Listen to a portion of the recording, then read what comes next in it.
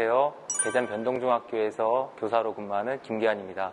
이번 수요일의 바다톡의 주제는 제주 해녀 숨빗소리에 담긴 비밀입니다. 나의 고향은 제주도입니다. 그리고 나의 어머니는 젊을 때부터 해녀 일을 하셨고 약 40년의 세월이 흐른 지금도 해녀 일을 하고 계십니다. 그래서 오늘은 해녀들의 물질에 대한 이야기와 해녀들이 물속에서 밖으로 나올 때 숨을 빠르게 몰아쉬며 나는 숨빗소리에 대해서 알아보고 호흡의 원리에 대해 간단한 모형을 제작하여 알아보겠습니다. 먼저 해녀의 이야기를 들어볼까요?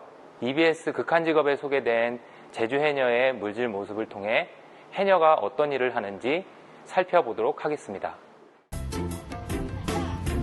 형제섬 근처에 도착하자 해녀들이 마지막 채비를 한다. 마음은 많이 잡을 것 같은데 가봐야 알죠. 가봐야 알죠. 뭐 잡고 싶으세요? 예? 홍삼, 소라, 전복, 해삼, 홍삼. 바다 가운데 배가 멈추면 해녀들이 하나 둘씩 물속으로 뛰어든다. 배에서 내리면 곧바로 자신이 물질할 위치를 잡는다.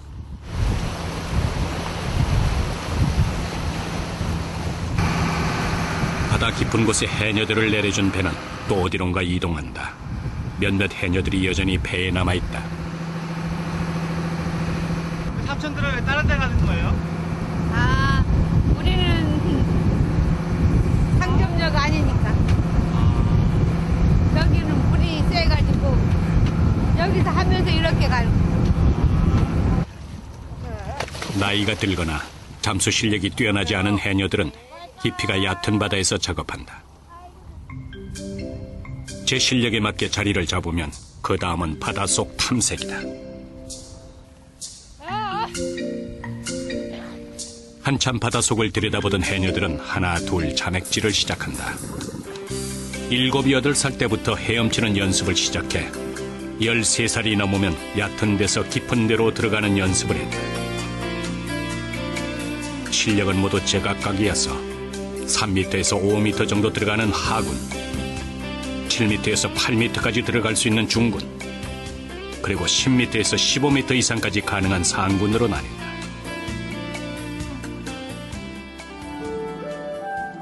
해녀 작업은 봄에서 가을까지가 가장 바쁘다. 특히 한여름철에 작업을 많이 하지만 추운 겨울에도 물질을 하기 위해 바다로 뛰어든다. 해녀들은 바다에 들어가면 어디에 어떠한 바위와 어장이 있고 어느 곳은 전복이 많이 난다는 것을 훤히 알고 있다. 딸은 어머니 해녀에게서 물질 지식과 그 밭을 익혀 비로소 상군으로 성장하게 된다.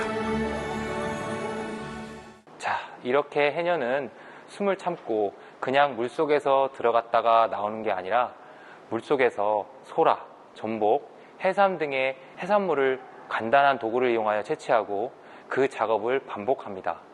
아주 힘든 작업이죠.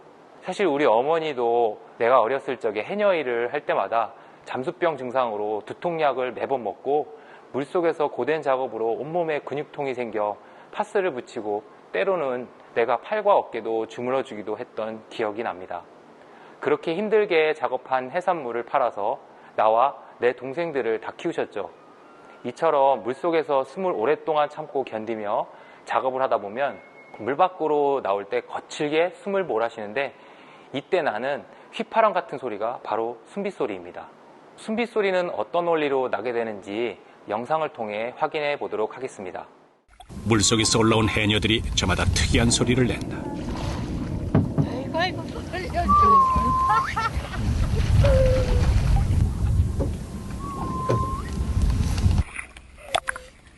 얼핏 들으면 휘파람 소리 같기도 한 이 소리를 숨비소리라고 한다. 여기저기서 나는 숨비소리. 대체 어떤 원리로 이 소리가 나는 걸까?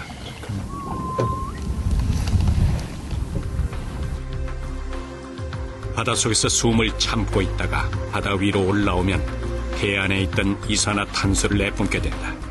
이때 공기 중에 산소를 급히 들이마시게 되는데 이것이 동시에 이루어지면서 휘파람 소리가 나는 것이다.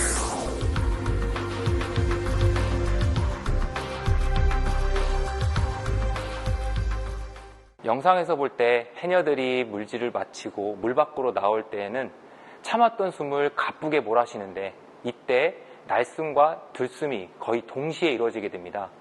공기가 빠르게 입을 통해 드나들면서 마찰이 일어나며 나는 일종의 휘파람 소리라고 할 수 있습니다. 그리고 바닷물이 입 주변에 있기 때문에 숨을 쉴 때 입을 크게 벌려서 쉴 수 없고 입을 모아서 숨을 가쁘게 몰아쉬다 보니 작게 오므린 입술 주변으로 공기가 빠르게 이동하다 보니 소리가 발생하게 되는 것이지요. 그러면 우리 몸 안에 폐에서 일어나는 호흡의 원리와 들숨과 날숨이 일어날 때 우리 몸은 어떤 변화가 있는지 알아보도록 하겠습니다. 우선 호흡의 원리를 알아보겠습니다. 우리 몸의 폐는 근육으로 되어 있지 않습니다. 따라서 스스로 늘어나거나 줄어드는 운동을 할 수가 없지요. 폐를 둘러싸고 있는 갈비뼈와 배 안의 가운데를 가로지르는 가로막으로 둘러싸인 공간을 흉곽이라고 하는데 이 흉곽의 부피가 변하면 폐의 부피와 압력이 변하여 호흡 운동이 일어나게 되는 것입니다. 들숨은 들이마시는 숨으로 코나 입을 통해 바깥의 공기가 폐로 들어오게 됩니다. 폐를 둘러싼 갈비뼈와 가로막은 폐의 부피를 커지게 하도록 움직입니다. 갈비뼈는 올라가고 가로막은 내려갑니다. 이때 폐의 부피가 커지면서 바깥의 공기가 폐 안으로 들어오게 되는 것이죠. 그리고 날숨은 내쉬는 숨으로 폐 안의 공기가 코나 입을 통해 바깥으로 빠져나갑니다. 들숨과는 반대로 갈비뼈는 내려가고 가로막은 올라갑니다. 이때 폐의 부피는 줄어들면서 폐 안에 있는 공기는 바깥으로 빠져나가게 됩니다.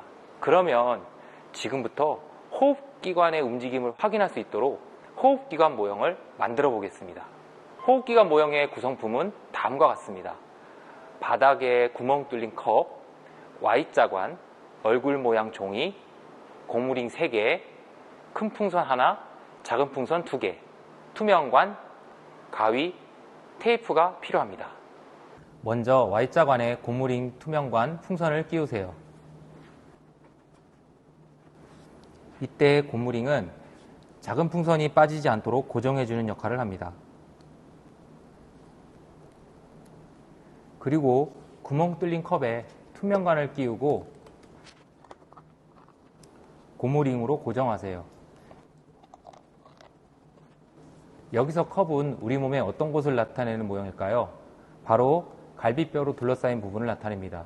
또한 작은 풍선은 우리 몸의 2개의 폐를 나타내는 모형입니다. 그리고 이 길쭉한 투명관은 우리 몸의 코와 입을 폐로 연결해주는 기관에 해당합니다. 그리고 큰 풍선을 주둥이에서 약 5cm 정도 길이 부분을 자릅니다. 자른 풍선은 컵 아래에 씌우고 이때 풍선이 찢어지지 않게 조심해야 합니다. 마지막으로 얼굴 모형을 붙여 완성합니다.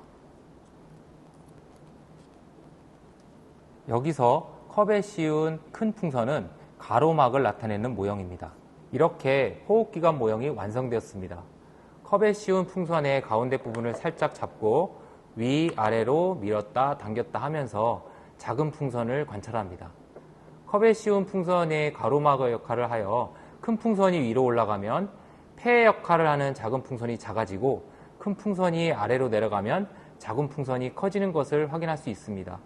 이처럼 폐는 스스로 커졌다 작아졌다 하는 것이 아니라 폐를 둘러싼 갈비뼈와 가로막의 움직임으로 폐의 부피가 변하면서 호흡을 하게 되는 것입니다. 이렇게 제주해녀의 숨빗소리와 호흡운동의 모형 제작을 통해 호흡운동 원리를 알아보았습니다.